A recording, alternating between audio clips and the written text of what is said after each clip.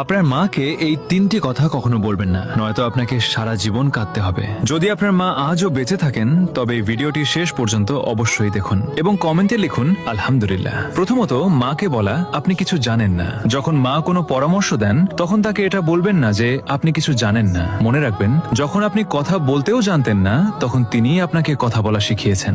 দুনিয়ার সবচেয়ে বড় অভিজ্ঞতা যদি কারো কাছে থাকে তবে তা আপনার মায়ের কাছে আছে।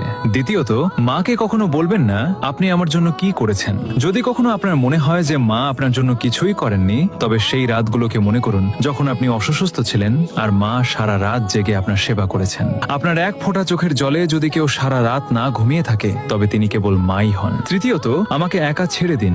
রাগের মাথায় মাকে কখনো বলবেন না আমাকে একা ছেড়ে দিন, কারণ একদিন তিনি সত্যিই আপনাকে চিরদিনের জন্য একা ছেড়ে চলে যাবেন। তখন আপনি চাইবেন কেবল একবার তার সাথে কথা বলতে, কিন্তু তখন অনেক দেরি হয়ে যাবে। যদি আপনার মা বেঁচে থাকেন